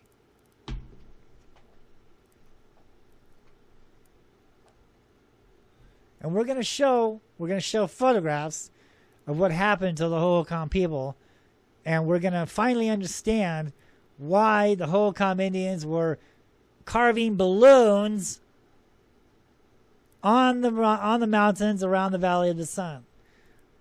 Why are they carving balloons? So many petroglyphs of what we think are balloons. But what if they're not? Okay, let's get on with it. So much stuff to talk about. So much things to talk about. But before we go into that, let's get into the announcements. I always babble before I start doing this. Okay, so check out my paranormal webpage, my paranormal YouTube page, Haunted Encounter Adventures. Check it out. Follow me on YouTube. Let's build that page up. Help me get that page out. I do ghost investigations, and my last investigation, I just got back from the Casa Grande domes out there in Casa Grande. So my wife and I, we did a ghost investigation out there with Arizona Ghost Hunters. AZ Ghost Adventures, AZ Ghost Hunters, yeah. Check those guys out. They're great people. So we teamed up and we did an investigation out there at the Casa Grande domes. And so yeah, that is the, I'm currently working on that episode. And there's other episodes that my wife and I did. We investigated this haunted cabin. That's always fun. We went out there and we did a seance in Las Vegas. Check that out. And we do a lot of stuff in Tombstone, Arizona. So yeah, check that out. Haunted Encounter Adventures. And please subscribe to that page. Okay, so here's my book, The Phoenix Lights, Petroglyphs in the Sky, Landscape for the Spirits, True Stories, Myths, Legends, and UFOs over Phoenix. Get yourself a copy right now before they all come up missing, just like what the Holocom did. This is not going to last forever. Make sure you get your copy today. This goes into 15 years of physical and hard research that I've done in Phoenix, Arizona. I talk about the petroglyphs, how to understand the petroglyphs. It talks about the tombs, and talks about what the Phoenix Lights really is, as we just talked about. Talks about, you know, all the things that you can find up there on South Mountain.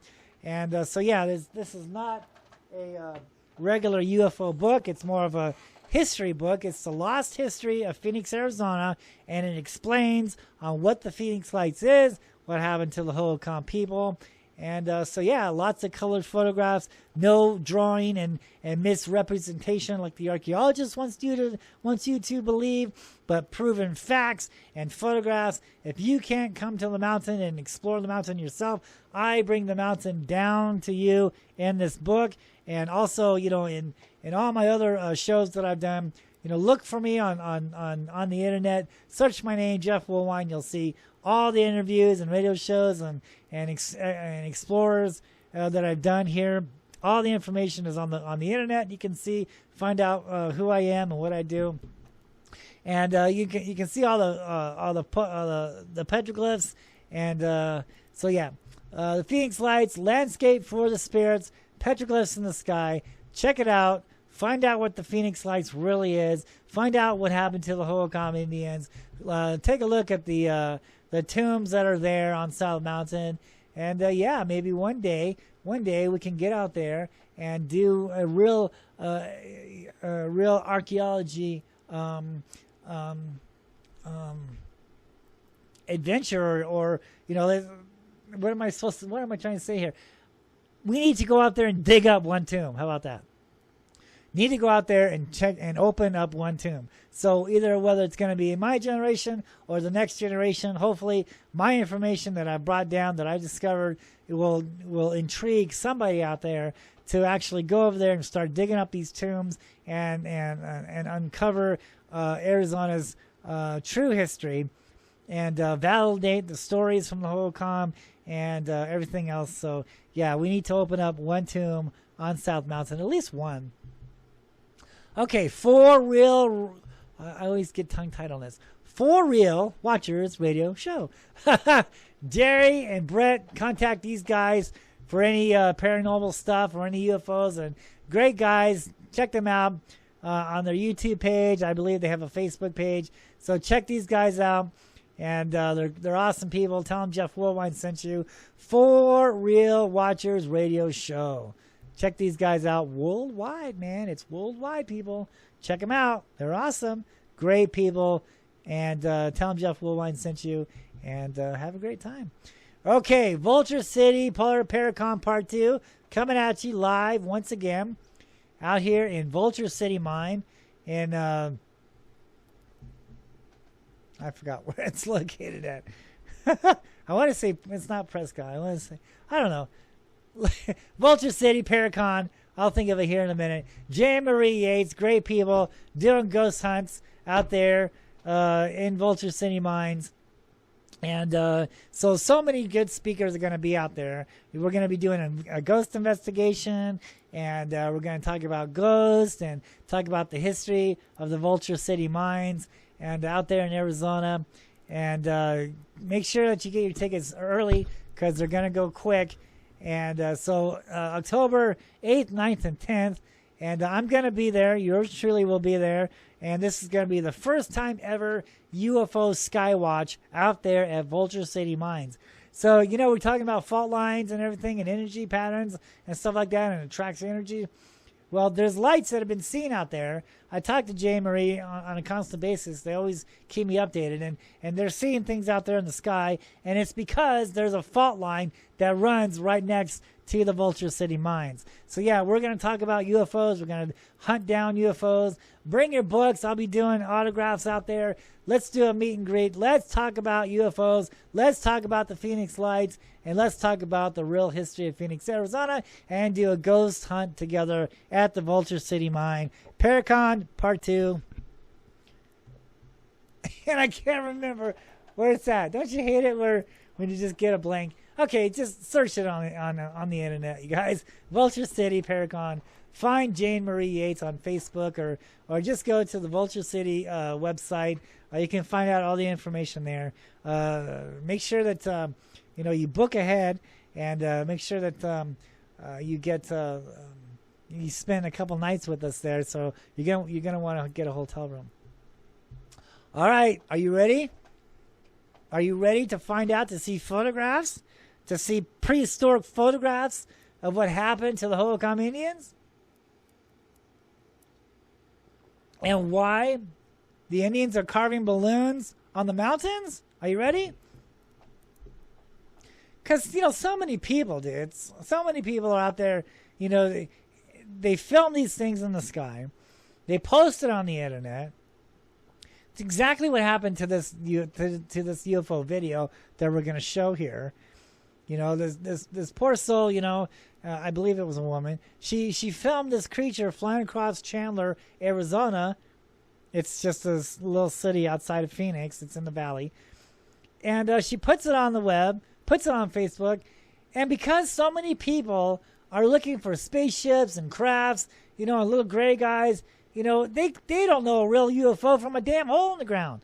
You know, they're saying, oh, they got a string on it. It's a balloon. Because they're, you know, they've been brainwashed all these years. I'm thinking spaceships and crafts and stuff like that, you know, and now, you know, unfortunately, you know, there's supposed to be some kind of disclosure from the government, and that's never going to happen, dude. You know, the first conspiracy, the first cover-up is we're seeing weather balloons. Now we're seeing flares. Now, all of a sudden, see, they know what the hell is here. All right, they understand the history of the Phoenix Lights. They know what is here. Okay, they always know. And they've been doing this way before we have. So they've been seeing them way before we have. And they even understand, you know, the history of these beings in the sky. And this is why they will never, never come with disclosure. So many people are seeing them now today. You know, the military's, you know, been videotaping these things. So they can't, you know, actually deny that there's not anything here anymore. So now they're going to mislead you on thinking, well, maybe spaceships are here. Maybe they are crafts. Okay. Well, they know what it is. They know it's not a craft. What these military pilots are filming, these pilots probably don't know. They think it's a craft. But the people who are on top of all this, they understand that's not a spaceship they just filmed. That's a living creature. That's a living entity. Okay, it's not a spaceship. It's not technology. It's a living creature, and they know that they don't come from Alpha Centauri. They don't come from Mars. That it's their planet also. This is their planet. They have always been here. These creatures, these UFOs, they live here. These entities, these anthropomorph, shape-shifty beings has always been here on Mother Earth. This is their planet also. And the government knows this. And they will never, never come out and actually tell you exactly what's going on here. Because what did I just get done telling you about Phoenix, Arizona? What happened to these Hohokam people? We're going to show you the photographs. We're going to show you the prehistoric photographs of what happened to the Hohokam Indians. All right? They simply didn't migrate. They got taken away by the Phoenix Lights. So if the government comes out and says, oh, yeah, we're going to tell you what's going on, okay, there's snakes, there's flying snakes from South Mountain, and the lights are changing and shaping, and they're creatures, they're living entities, and by the way, they took the Hohokam people away. What? They took them away? What? They're monsters in the sky? They're creatures? They're not alien technology? It's not spaceships? I don't understand this. I understand spaceships. I don't understand creatures. I don't understand supernatural beings. I don't understand the biblical text. I don't understand the petroglyphs. All I understand is what I was meant to be told over the last 100 years of spaceships and little green guys and things like that. So you're telling me that there's creatures out there that actually take people away and carry them off into the sky and never return.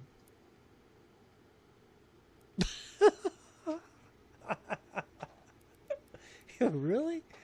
Yeah. You think they're going to actually tell you that? If they did, everybody in Phoenix would scram.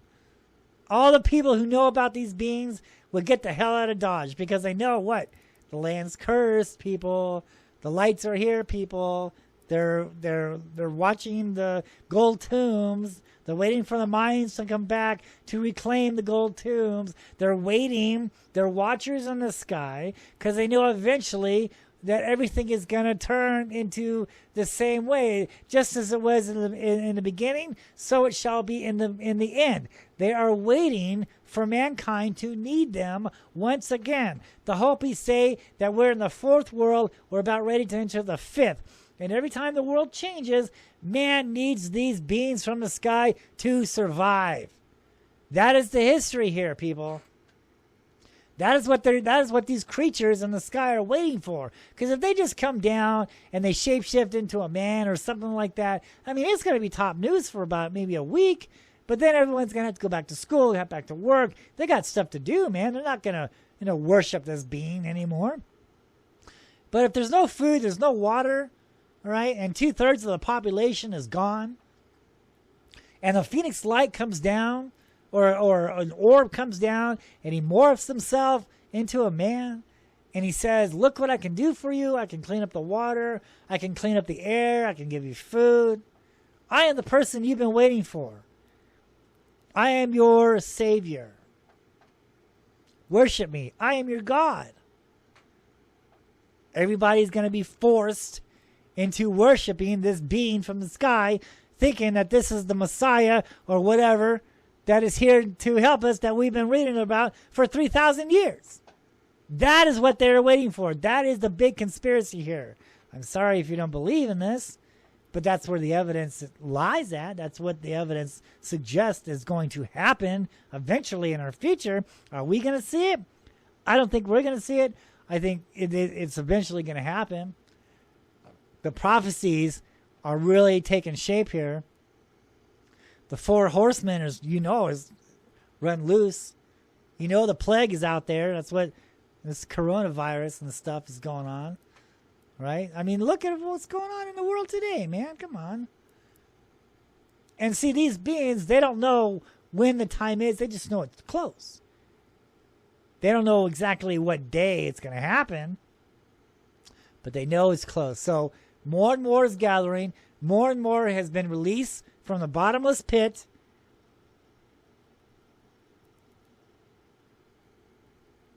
And they're waiting. They're watchers in the sky. They're waiting until mankind once again needs them to survive. This will last, for a while, until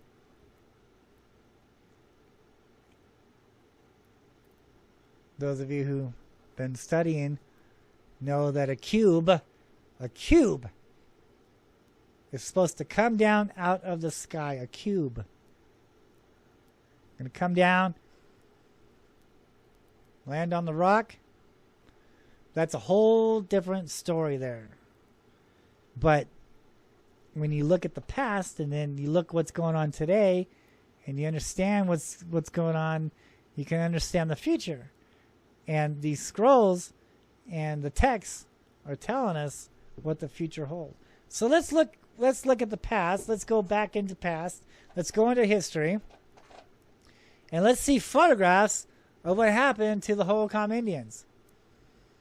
So remember how it says that, remember how people are seeing these things in the sky and they see this line, right? This thing in the sky is shape-shifting, it's morphing, but they see this supposed string. Okay? That's not a string at all. Let's examine this. So a lot of people would think that this is a lizard man, okay? Because he has a tail, right? In watching these things over the years and understanding the petroglyphs and seeing these things actually shape-shift before my eyes, that dot in the middle, all right? See that dot in the middle? That is a UFO orb. Then we have another UFO orb for the head, okay? And then we have that line. We have a tail coming down from the orb. So the orb, these two orbs, these two UFOs, is actually merging together in the shape of a likeness, is mimicking a man, okay? They're anthropomorphing, as the archaeologist likes to say. So this is the orb that we see in the skies today. or light.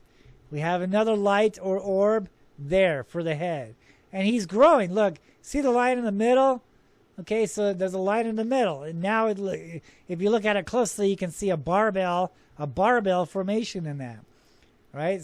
Many carvings of barbells and many barbell UFO sightings I have filmed in the sky. So we're looking at a barbell, two orbs connected together. Now it's growing. It's anthropomorphing. It's shape-shifting.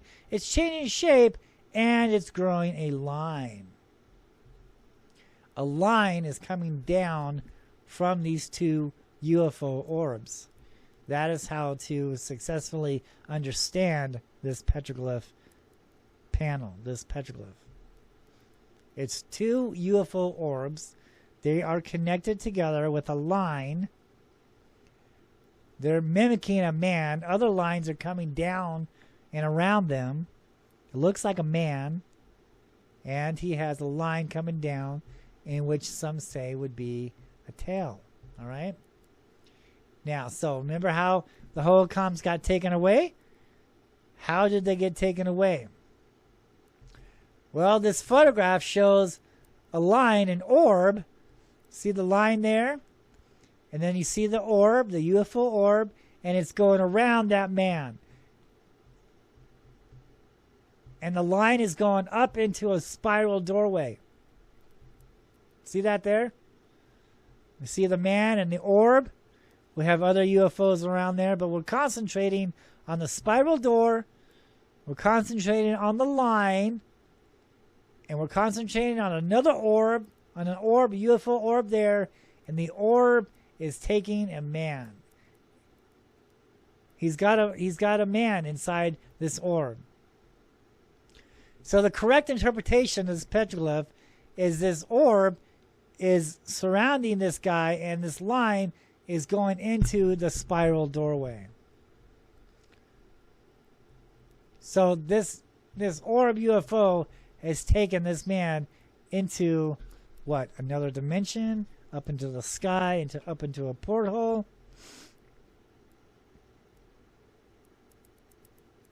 And look how the arms are down. See how the arms are down? That usually represents death.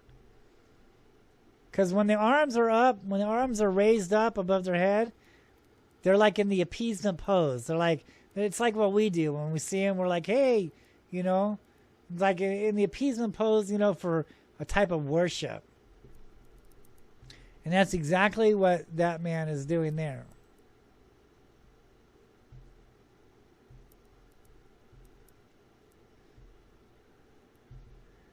Those last two petroglyphs, that was on the South Mountain.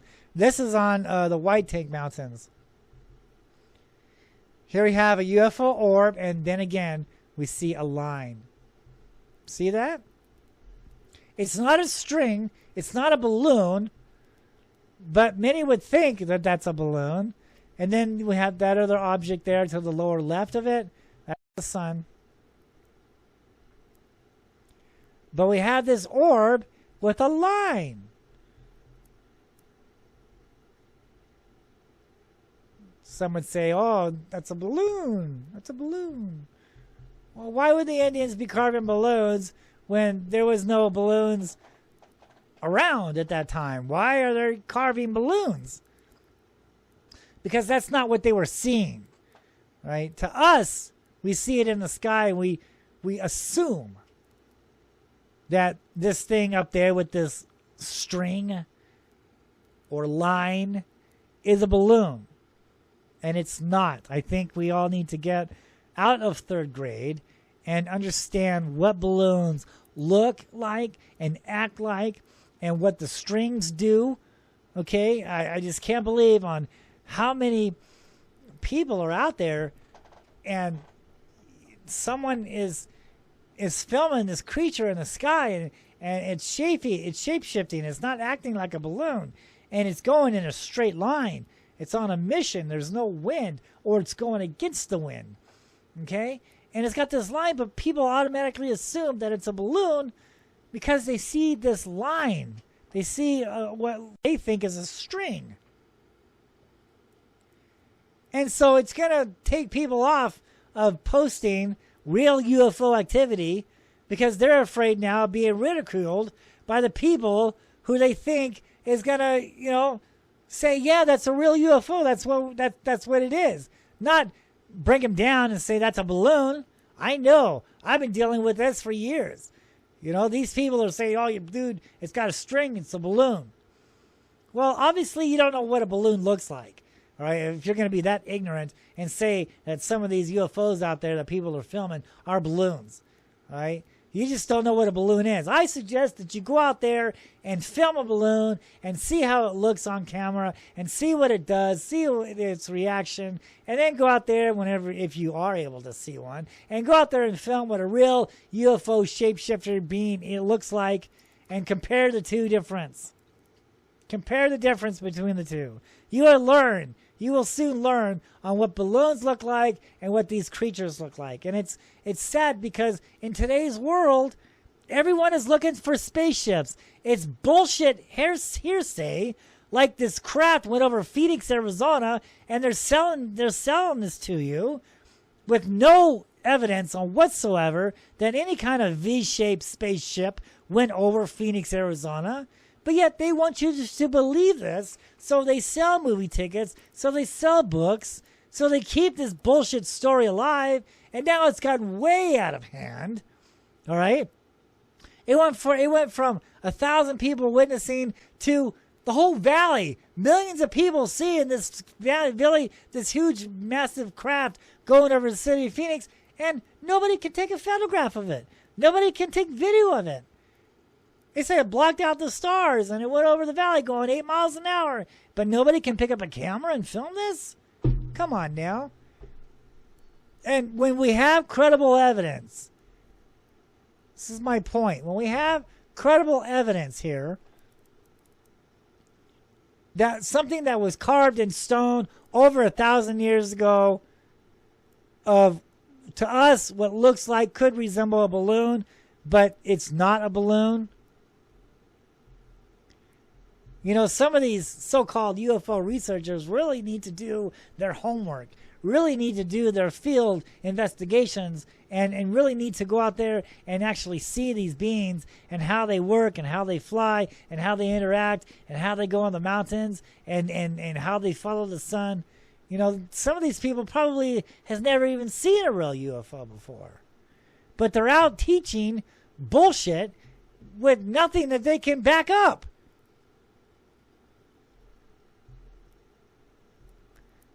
This is on South Mountain, and here we see an orb.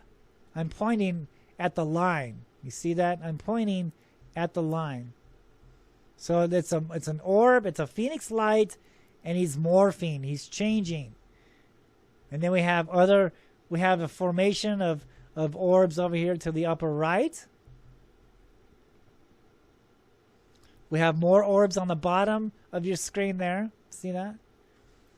And we have the formations. And again, let's take a closer look at these three formations. Right there in the middle of your screen. See that line?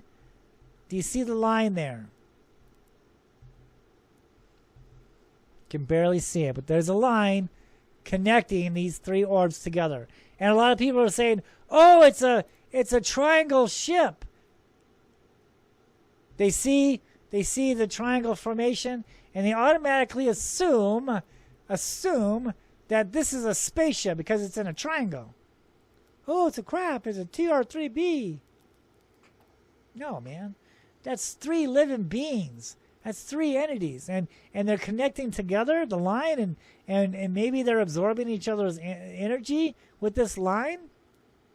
This line uses, it's one way of from what I've seen, what I've witnessed, this line comes out of these orbs and they connect together and then they form a barbell in the sky. So maybe they're using each other's energy from that line. And also you're going to learn in these photographs, these prehistoric stone photographs, that they actually use these lines to pick people up, to pick animals up into the sky. That's what these lines are used for. They are used for picking people up into the sky. Now here we go again. Look at this. So a lot of people would think that UFO, I mean, if you saw that, you know, you would think that's a balloon. If you saw that in the sky, if you witnessed this UFO, this carving, if you witnessed this in the sky, you would probably think that that's a balloon. Right?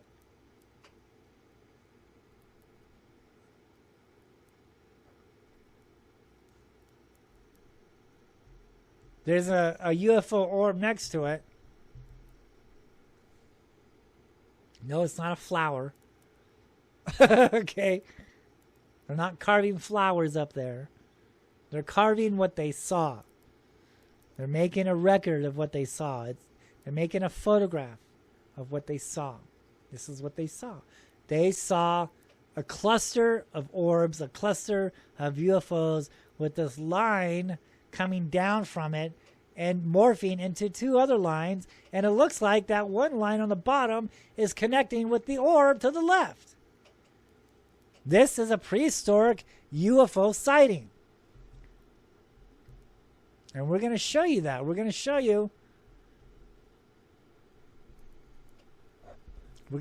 what this looks like in the video that we're going to show today, and what this lady filmed in Chandler, Arizona. You see that petroglyph there? We're going to see the video shortly. Stay tuned for that. Here we go again. A lot of people would think if you saw that in the sky, you would probably think that was a balloon, right? But there is no balloons 7 to 1,000 years ago.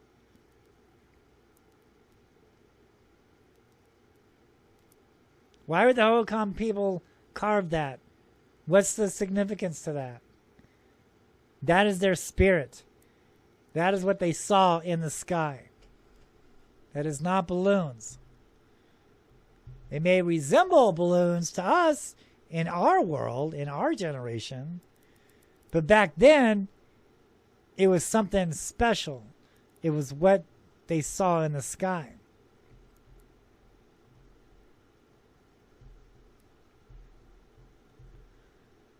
Here we go again. Why would the Indians be carving balloons up there, people? This is South Mountain. This carving is done at least anywhere from 600 to possibly 1,000 years ago. And we have a circle with a line on it. Why would they do that? What is the point in that? They're telling us an orb, a UFO orb, was seen with this line coming down from it. They did not have balloons back then, people.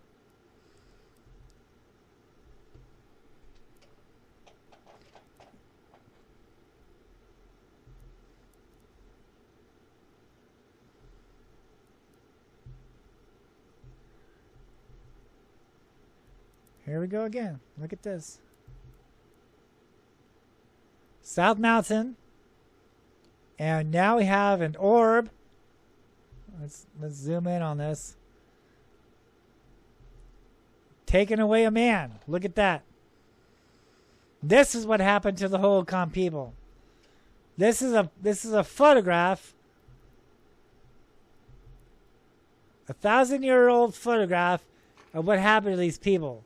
This orb came down and took this person up into the sky, never to return. Vanished from the face of the earth.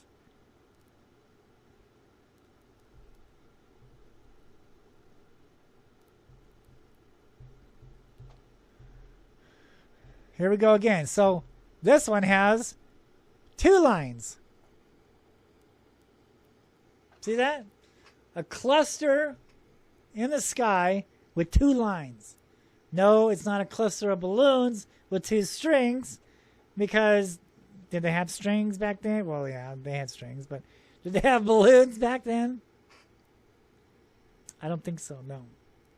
They're not going to carve balloons. They're going to carve what they think is significant, what they know needs to be retold. These are stories that needs to be retold, and for our generation. These petroglyphs are meant for our generation to understand what we are seeing in the skies and what we are about to see. Because if you haven't seen them yet, you will. Because that's what's here. Not spaceships, crafts, little gray guys. I'm sorry, I don't see any evidence of that.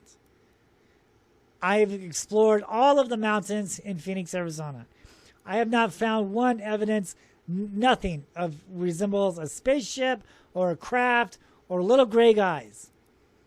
Out of all of the thousands of petroglyphs I have researched on the mountains of Phoenix, Arizona, I have not seen one evidence of spaceships, not one evidence of a V craft. Nothing to do with crafts. It is living creatures, living beings, excuse me,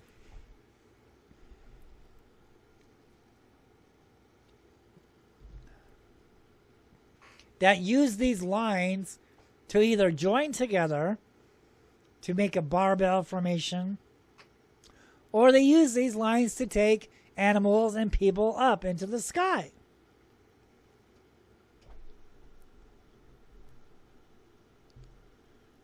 Oh, don't forget the Giants. Love the Giants. Here we go again. Look at this. Is that a string going crazy on the bottom? No. Why would they carve what looks like balloons to us? You see where I'm going with this?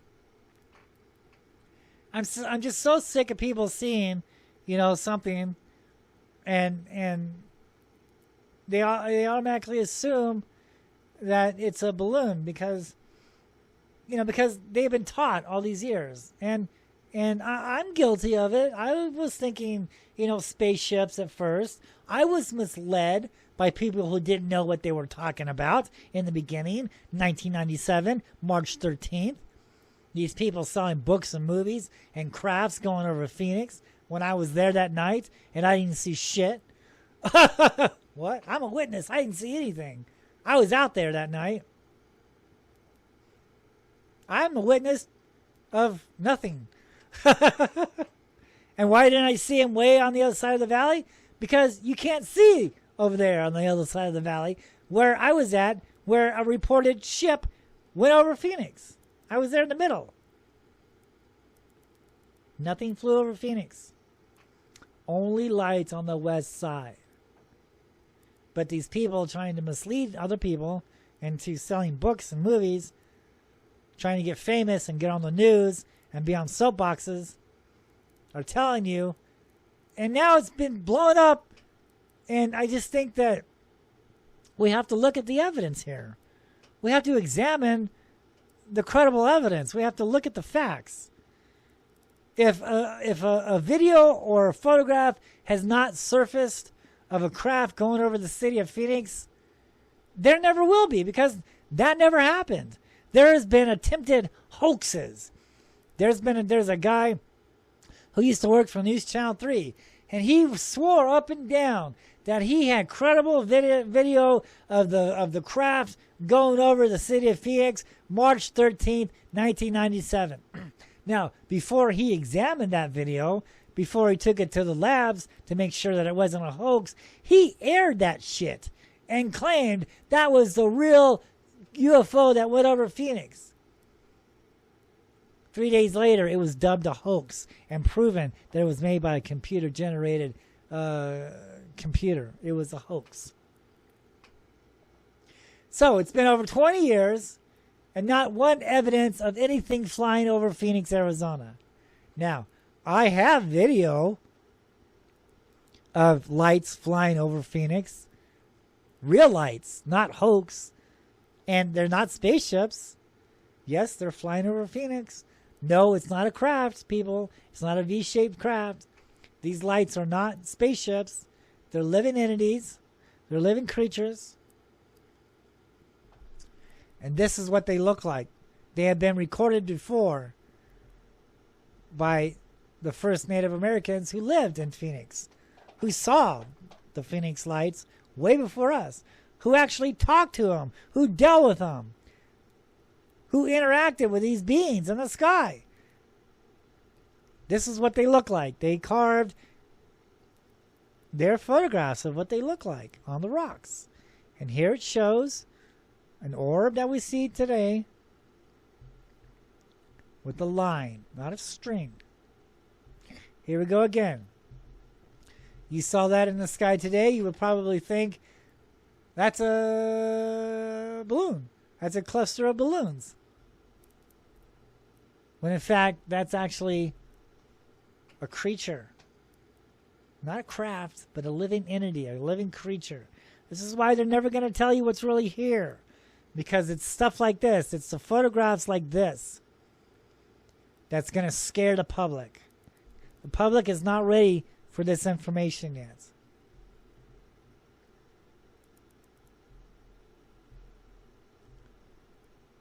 Here we go again. Look at this. See that orb there? And look at the man. This is what happened to the Hohokam people. They didn't migrate somewhere else. They didn't just, leave this valley. They were taken away by these orbs in the sky. They were taken away by the Phoenix Lights. They were taken away by Quetzalcoatl, the flying serpent. They were taken away by the flying diamonds. They were taken away by the flying orbs. Look at that. You see the man hanging on there? That orb's got him by the arm and taken him up into the sky. This is what happened to the Hohokam Indians in Phoenix, Arizona.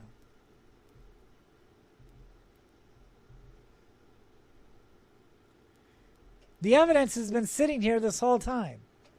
I'm not saying anything that hasn't been said before. This information has been covered up for 80 years. All right?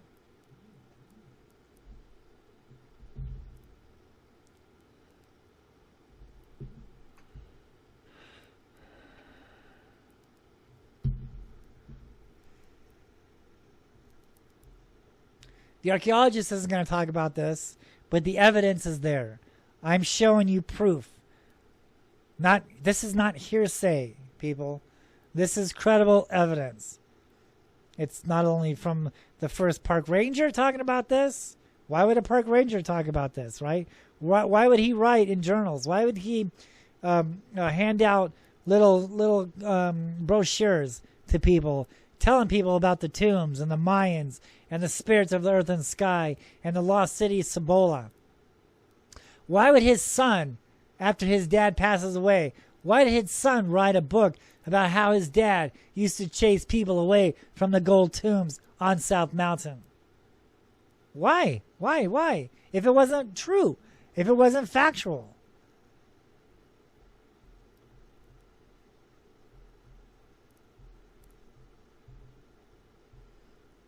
This one is a complex panel here. Here we have, let's start at the top. We have a UFO at the top. Now he's projecting this line down. And now he is picking up a man. You see that? And the man is upside down. You can see the man's head. The man's head is upside down there. So this UFO is picking this guy up basically by his ass, by his butt, and taking him up into the sky.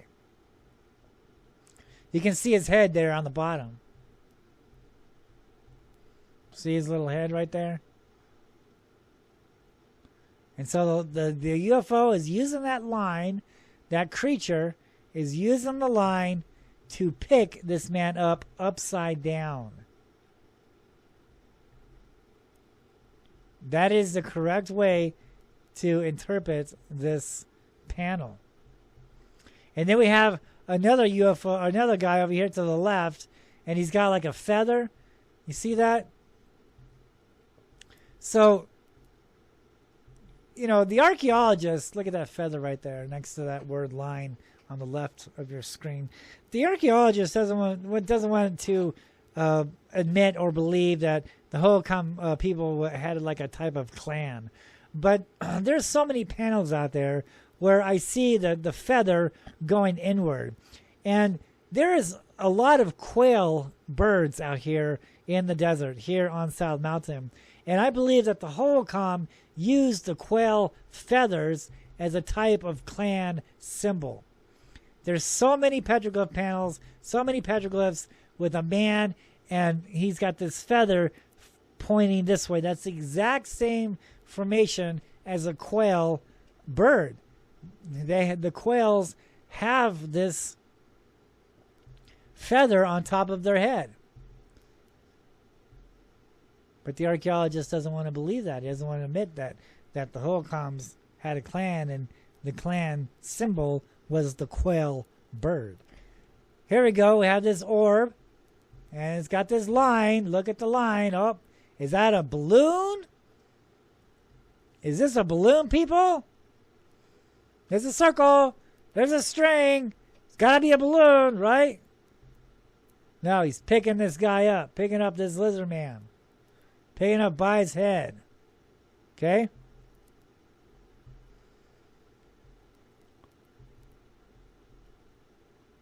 See that?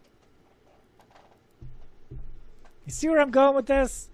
There's so many panels out there depicting these orbs, these phoenix lights, these UFOs that we see in the skies today that have this line that comes down from them. These orbs and lights that we see in the sky, this is just the beginning. I have seen what these things do. They change shape. First it'll be an orb. Then it turns into like a snake or a seahorse.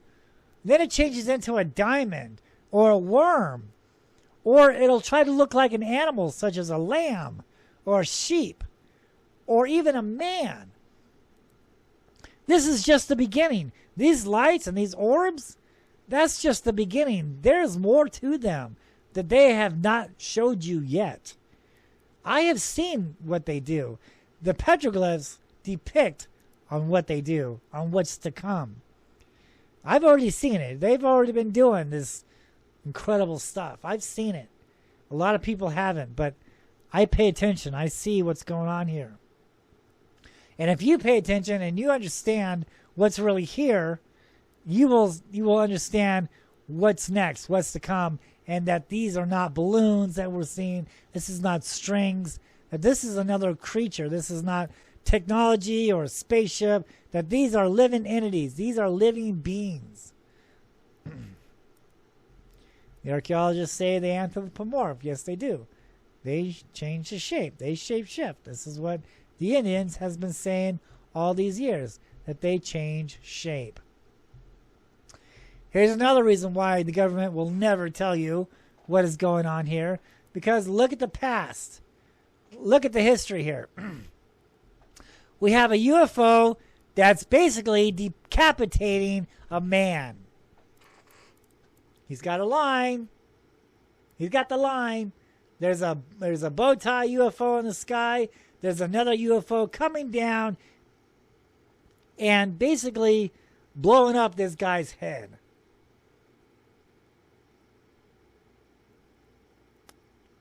This was carved at least 1,000 years ago.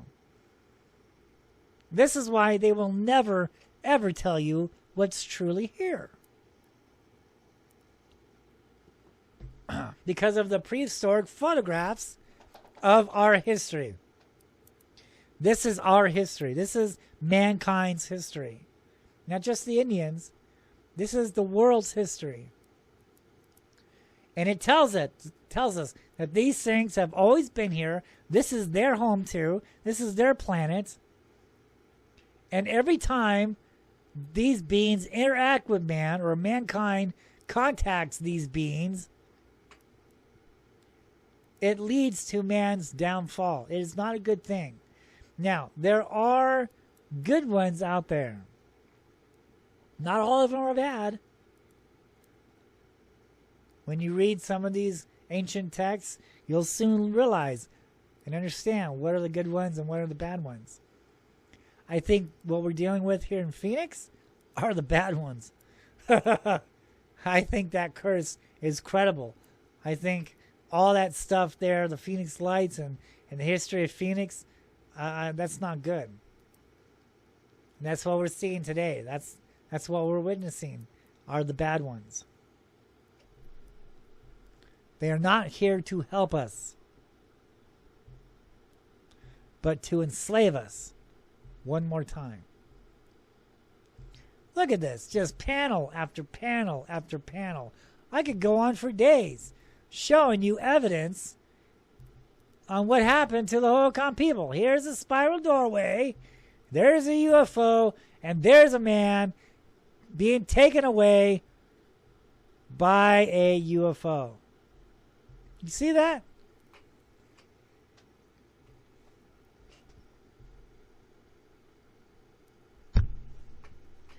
There is so much evidence here on the mountains of Phoenix explaining the history of Phoenix and what these UFOs do and what has happened in the past.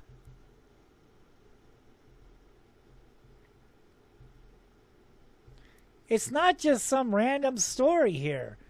This is stuff that we really need to take seriously. Because we are seeing them now. We're seeing the lights. We're seeing these creatures in the sky. More is coming. Because so many people are seeing them.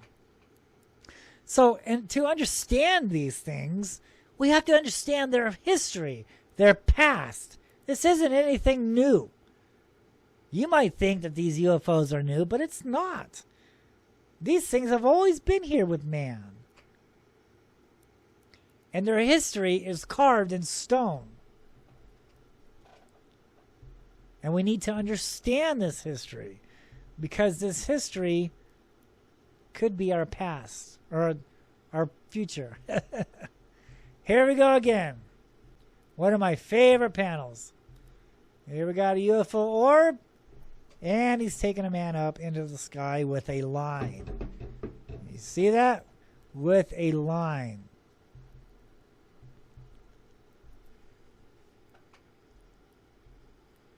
Look at that.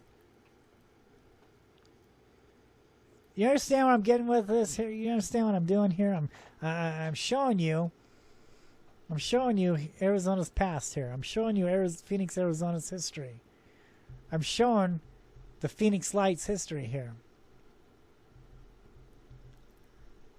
And all we have to do is understand, is look and take these photographs at face value and look at it as this is what happened here. This is our history. This is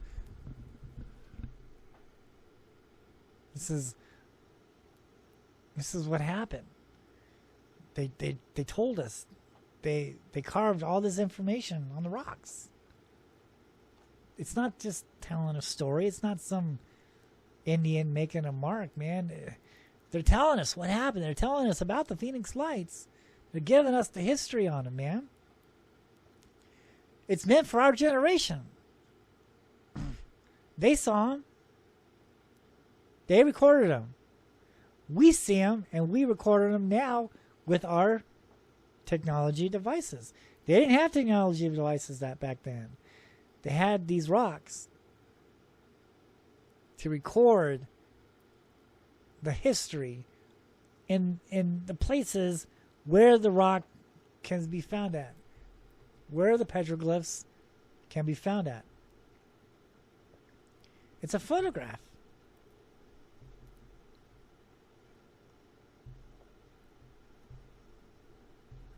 Look, we can go on and go on and on and on. I can show you so many examples here. All right, now look at this. Now UFO there, right there on the top. Let's look at the top real quick. Let's concentrate on the top. You can see the man. You can see the UFO creature picking the man up by his head. Then we have another one there in the middle of your screen. We have two morphing UFOs. Look at that. Right there in the middle of your screen, you have two box or Tic Tac. People like to call them Tic Tac. Tic Tac UFOs. They're merging together, and one's picking up a guy by his head. There's a man there. And the other, what is he doing? He's about to come down and pick up something on the ground here. But we have a sun marker there. This is a light and shadow panel. Those petroglyphs that we see there, that's a light and shadow marker. You can learn more about those petroglyphs on the light and shadow episodes. Here's another light and shadow episode, or panel petroglyph right there. These two arrows, these red arrows on the left side of your screen, are showing what the light and shadow petroglyph symbols are looking like. But we're not talking about that now. We're talking about how these Tic Tac UFOs are picking these guys up. They're taking men up into the sky. They're taking people. They're taking people away. This is why they will never ever tell you what exactly happened here in Phoenix, Arizona, and what the history of these UFOs are.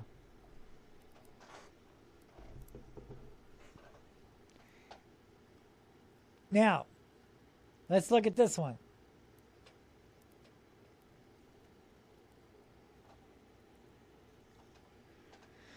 Here we have a man with an elongated head. And he's looking up at a barbell. See that? He's got his hand on his brow there. And he's looking up at a barbell. A barbell UFO in the sky.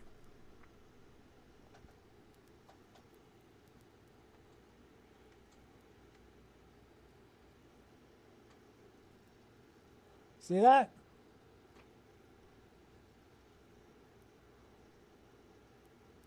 Let's examine this panel for a minute. This is the panel that I was telling you about with the archaeologist. On how he made that guy with the elongated head, he made it just a regular head. See that? He's got his hand on his waist and his hand on his brow. He's looking up at a barbell formation, a barbell UFO. He has an elongated head, much like what we see in Peru, the mummies that we find in Peru. Now look above his head there. You see the circle? Look at the circle and the line that's coming down, not only to merge with the guy with the head, but also with this deer. So this UFO orb, this creature orb, is using two lines to pick up this man and this deer. We're concentrating on this piece right here in the middle of your screen. Look at the circle right above that guy's head. Look at the line that's coming down to his head. Look at the line up to the right hand of this orb that is merging, that is grabbing the deer's legs. Oh, and it looks like the other deer is merging with these with the orb also. You see that? It's not a balloon. It's not a balloon with two strings that is about to pick up this guy and is holding that deer in the sky. Okay, so there was a sighting in Chandler that we're going to show you here. Let's bring it in. We're going to examine this UFO sighting, okay? And so many people are looking at this thing and telling this lady that she's filming balloons. And because they might see something hanging from the bottom of it. But obviously, they do not understand how balloons act, how balloons move. When you study this UFO sighting, Let's go ahead and play it. Let's take a look at this. Let's look at this. This is new. This happened a couple days ago.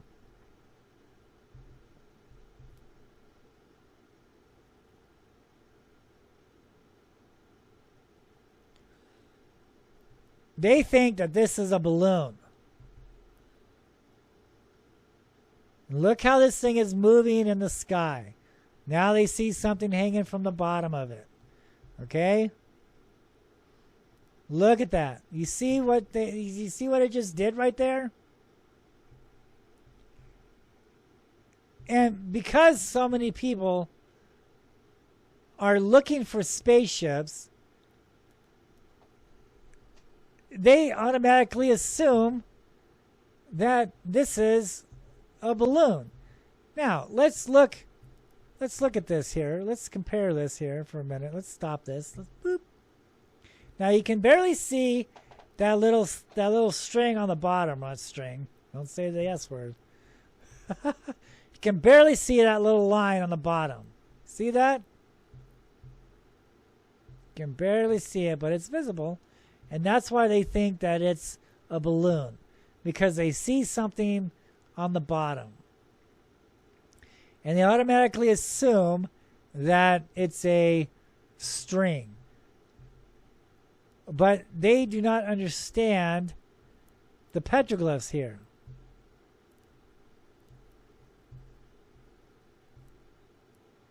And look at the way the thing is moving. Look at that. Look how it's separated there. That orb separated from that serpent. So it's a serpent. It's a cluster. Let's look at it again.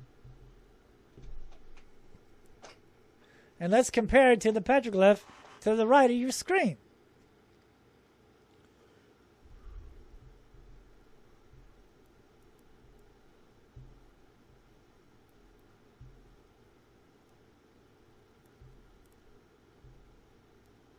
Look how it moves. Balloons do not act like this. You see how this thing is moving and is shape-shifting? Look at that. See that? This is not balloons.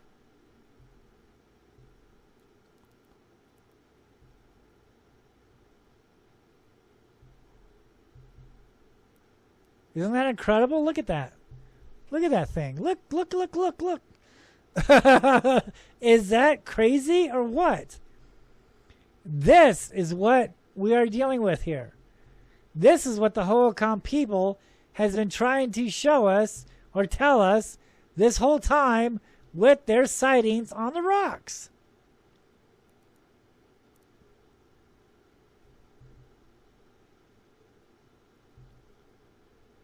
Look how it moves.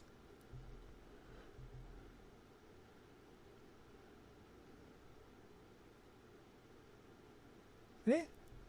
Look at that. And they see something on the bottom and they automatically assume that it's a balloon. When the Holocom people have been carving the exact same things at least 1,000 years ago, maybe older.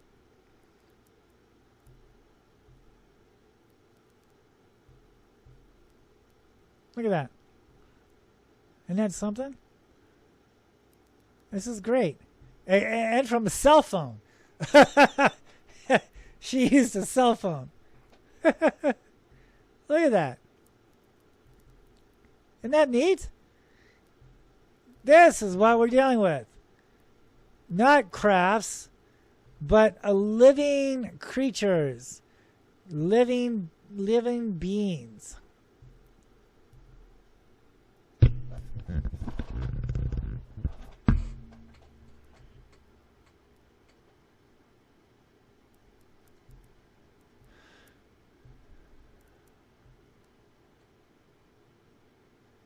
Is that amazing or what? That is just crazy. You did a great job. And so people, they see these things or they post, these videos and they automatically criticize. They criticize these legit UFO sightings, and it really makes the people not want to post anything, because they're going to get ridiculed, and I just don't think that's correct. I don't think that's right, and it has, a lot to do. It has everything to do with wrong information and not understanding what these UFOs are, not in understanding what the petroglyphs are talking about. And so, yeah, that is our show for today. Glad you stuck with us with this. Well, how long did we go? We went over 2 hours again, and my bad. But, we had to go over this, and, we had to talk about this. So when you see these beams in the sky, when you film them, try not to use a cell phone. Please, please, please use a video camera if you can, because the cell phones just don't do it justice. And because the cell phones, use a video camera. It's a lot better to get, better detail and things like that. And, examine what balloons look like in the sky. When you see a balloon in the sky, watch it, understand it, see the way it moves, see the way it flies, see the way it descends up in the sky. So when you see something abnormal that kind of resembles a balloon, but doesn't resemble a balloon, it makes you question it, then that's probably one of those creatures, right? So let's start understanding what's really here. Let's learn from the petroglyphs, okay? Because